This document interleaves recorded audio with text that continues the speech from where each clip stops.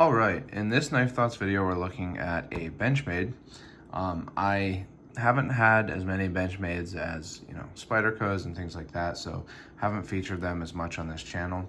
So this will be kind of a different one.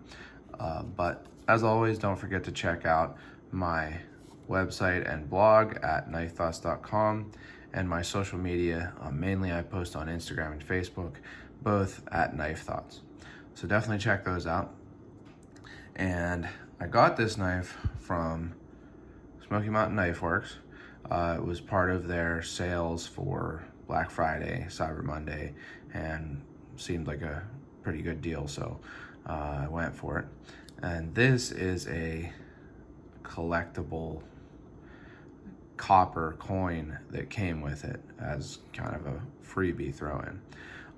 Not something that I think, makes the deal, makes you decide to buy a knife, something like this, a copper coin, but it's nice. I do like coins, and it's a nice little thing to throw in the bag that I keep my GEC pins in and stuff like that.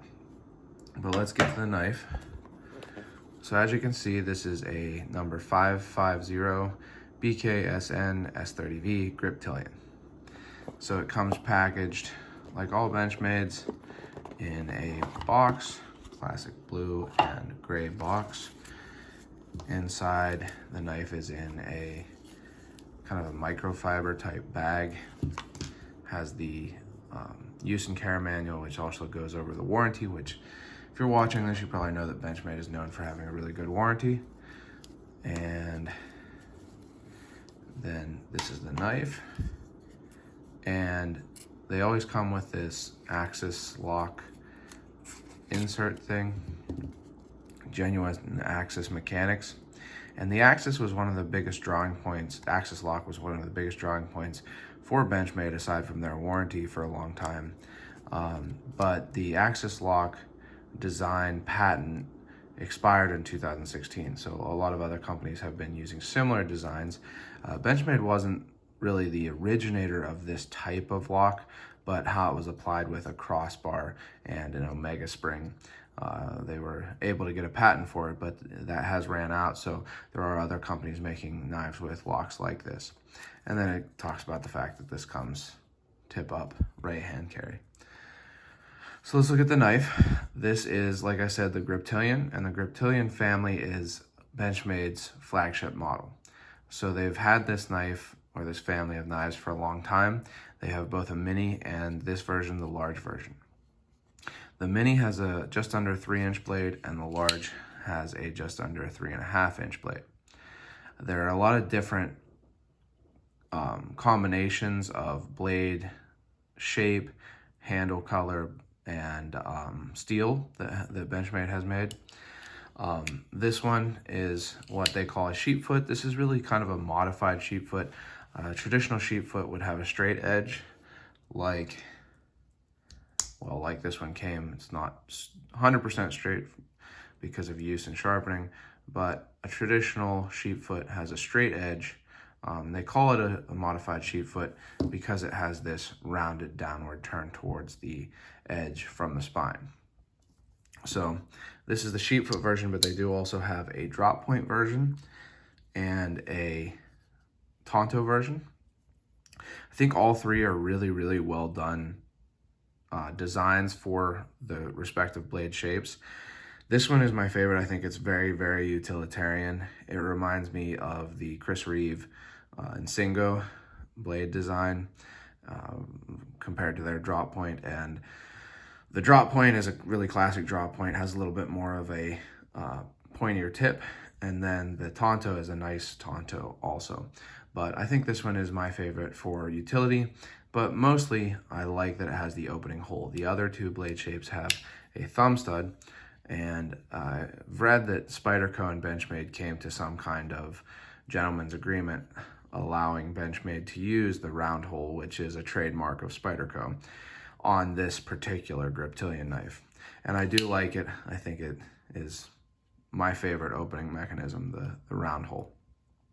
But like I said, there's different versions. They've had a lot of different handle colors. This one is tan. It's just kind of the one that was on sale. but they've had bright orange, bright yellow, light blue, black, even, they have you can create a custom Griptilian on Benchmade's website with even more different colors. But the blade here is in s30v, and this is a newer version. So for a long time, this Griptilian family was the budget family of knives for Benchmade, and they were in 154 cm steel.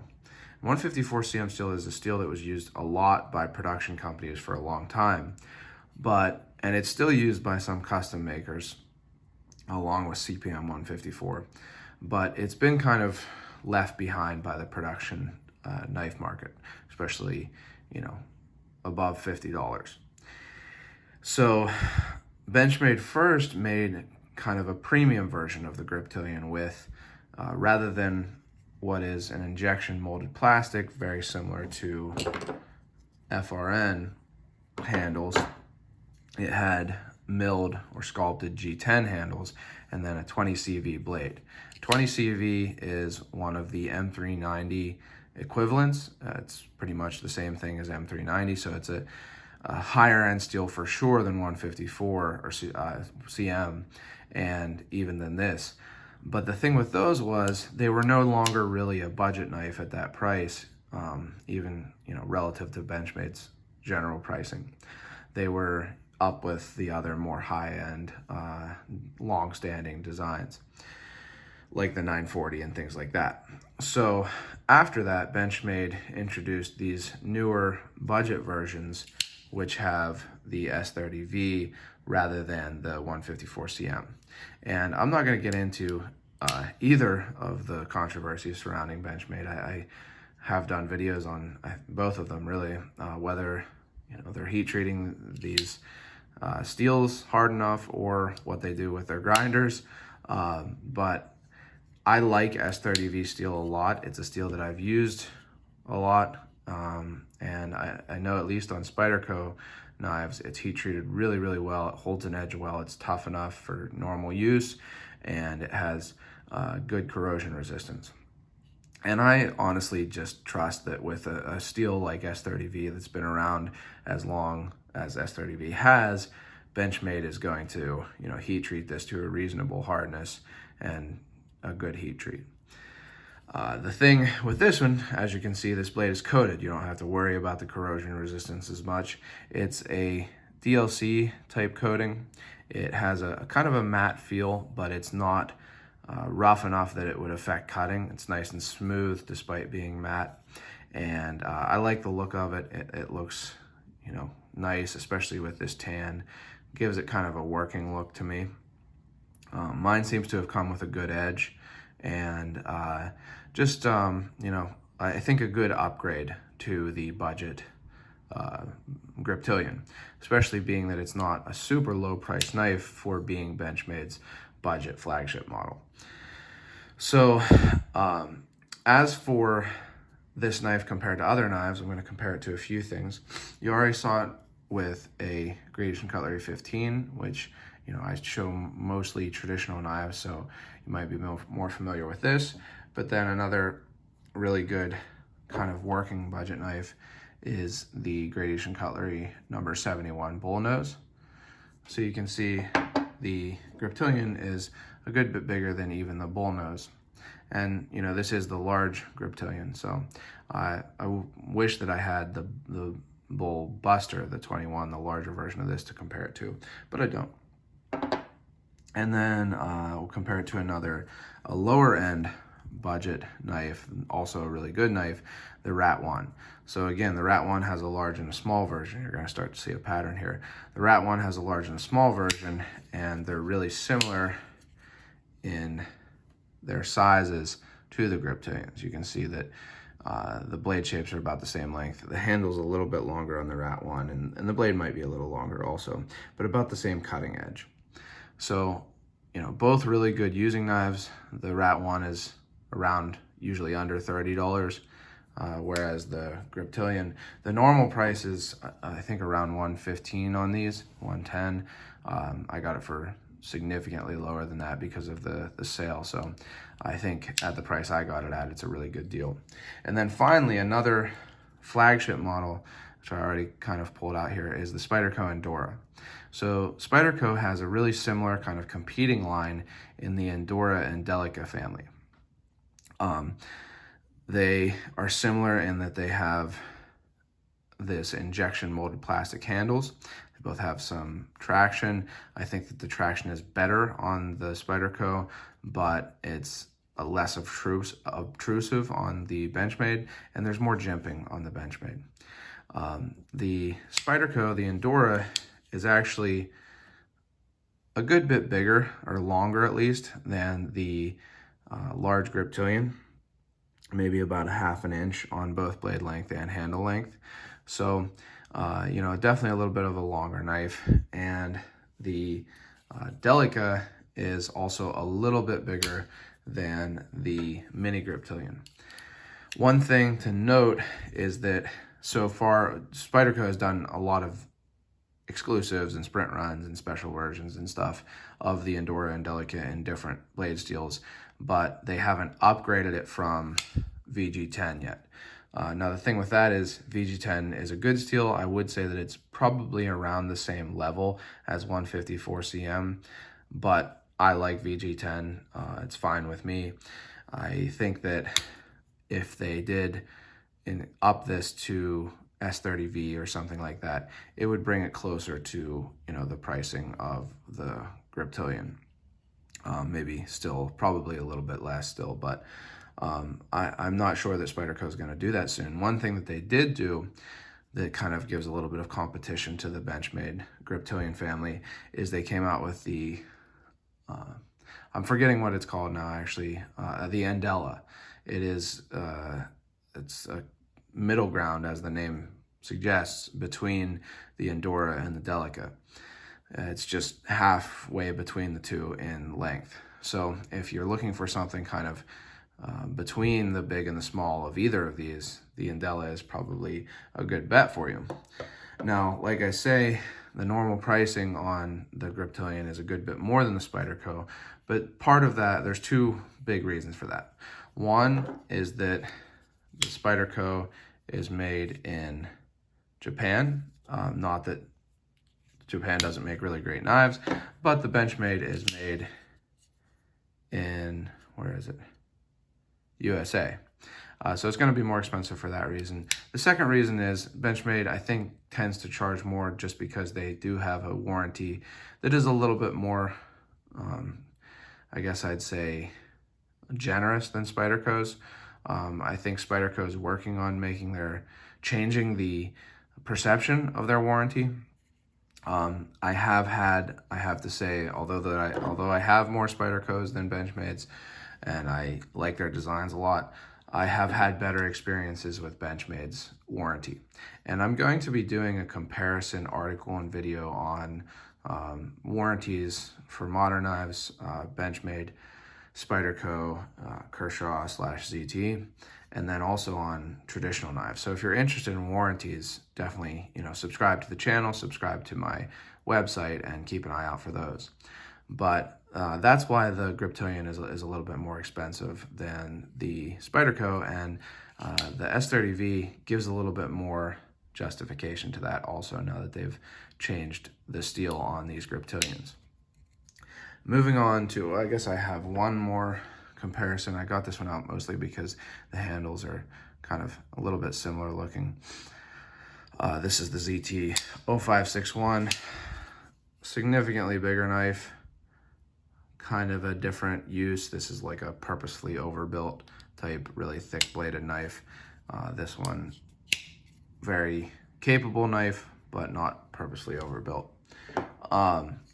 But moving on to the design, like I said, I really like this blade shape. You get a usable tip, you get a little bit of straight. This is not necessarily straight edge here. I think it's a continuous curve, but it's close enough to straight that you can use it for push cutting. And then some belly also. Like I say, I really do like the, I'm just gonna call it a spider hole, or the round hole for opening. And I think that the blade shape will work for pretty much any task. And then the handle I really like on the Griptilians. That's one of the biggest things that I like about the Griptilians is the handle. I talk about this a lot in my articles and videos.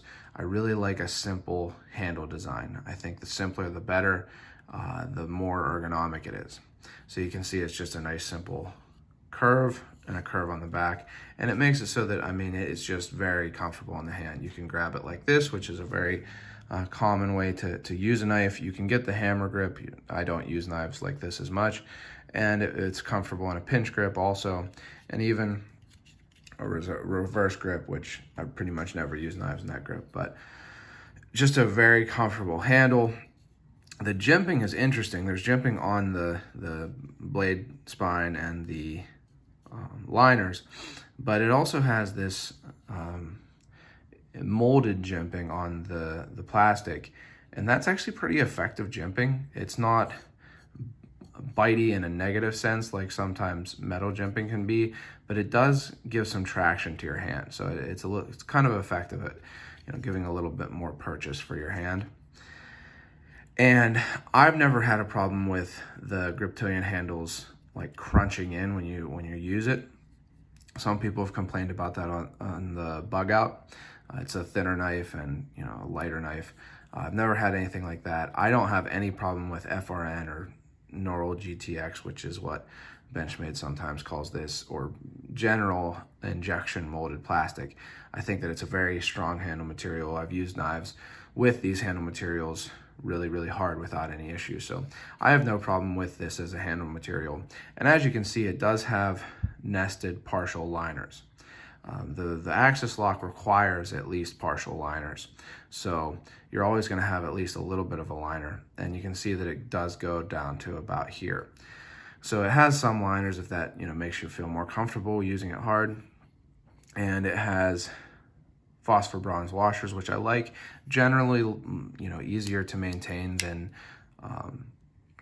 ball bearings, and still, you know, really smooth, which I'll talk about in a second. But moving on to the pocket clip, it's the really simple, straight up Benchmade pocket clip, and works fine. Really no complaints there. It doesn't sit super, it's not a deep carry clip. You could request a deep carry clip and they'll send you one. I might do that. But you don't really need to, and it's only about maybe 1/2 inch or so that sticks out of your pocket. And then the axis lock is, you're probably familiar with it, but it's a bar. There's a coil, or what they call an omega spring, that pushes this bar forward, and as the knife is closed, it sits against this kind of lip on the tang of the knife. That keeps it closed. Once you get past that, that pushes it back. And then once you open it the whole way, it pops over that lip and onto the tang of the knife, creating a wedge between the tang of the knife and the liners, so that that's holding, you know, the blade in place. This one is made really well. Moving on to the construction, that's something that people, not so much now. It definitely seems like Benchmade has made an attempt to improve their quality control, but for a while there were definitely a concerning number of reports of quality control issues. But this is really well made. So the lock is very solid. No blade play forward and back, which can sometimes happen. This style of lock should adjust if there is any forward and back blade play, because it'll just push farther forward. No side-to-side blade play. As you can see, it's really smooth. One of the nicest things about the axis lock is that it's a good kind of fidget lock. So that's one of the biggest things I think. You know, locks are definitely useful for, you know, safety, for preventing issues, but you really, in most people's lives, can get away with a slip joint that holds it open with holds the blade open with spring pressure, especially if it has a half stop like this. Now, I'm not one of those people that says you never need a lock, because if you use a knife correctly, you don't need a lock, that kind of thing. Accidents happen. For people who actually use their knives, accidents happen. So it is nice to have a lock, although I do often use knives without a lock. But one of the big things about having a locking knife is that it makes it more easy to use as kind of like a, you know, flipping it open closed, sitting on the couch or whatever, kind of a fidget toy type thing. So, and the axis lock is really good for that. You can pull it back and swing that open. You hear it has a nice snap to it, and then you can pull it back and swing it closed. So it's really easy to use. It's ambidextrous.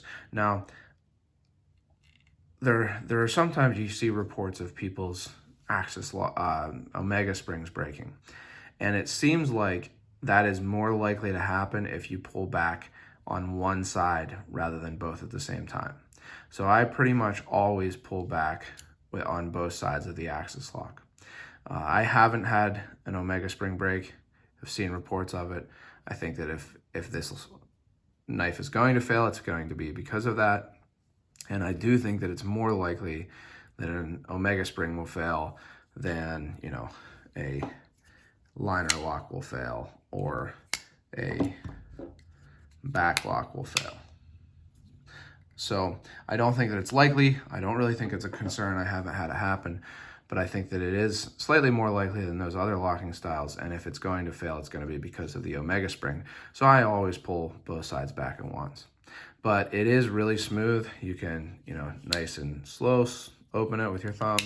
You can flick it open with your thumb. You can flick it open with your middle finger on the back. You can swing it open, and I'm a little bit close to the mat here, but you can definitely swing it closed, like so. So an easy lock to use. Again, one of the big draws of Benchmade for a long time, but I think that the Griptilian is just a really classic knife. It is a simple design, handle-wise and blade-wise, that are really well suited for using. It's not necessarily a fancy knife. It doesn't look super fancy because it's this kind of just plain looking injection molded plastic, but it's a knife that is tried, tested, and, you know, found to be a very useful, very solid knife. A lot of people have used these. They get given to, or I don't know that they're, what do you call it? Anyway, I don't know that they're part of the outfit of, you know, the military, but I know a lot of military people have used the Benchmade Griptilian, and, you know, it's worked well for them, along with people in every other kind of trade or career. And I think it's a proven design, and I think if you can find one at a good price, it's a really good value. And I think, being that I didn't have a Benchmade in my collection or my carry rotation, this is the one, the right first one to get. It's the cheapest, usually, of Benchmade folding knives, and it's not lacking anything except for flair. So if you want flair, go for the fancier version with 20CV steel and G10 handles, or a different Benchmade. But if you just want a really well made in the USA, proven design with kind of a fun lock and a lot of different options for blade shape and a couple different options for steel, the Benchmade Griptilian is a great option. So if you've enjoyed this video, don't forget, like I said at the beginning, to check out my website, knifethoughts.com, and my social media at knifethoughts. Like I said, mainly Instagram and Facebook. And please subscribe to my channel here and hit the bell for notifications so you see when I post new videos. And finally, as always, don't forget to go out and do good.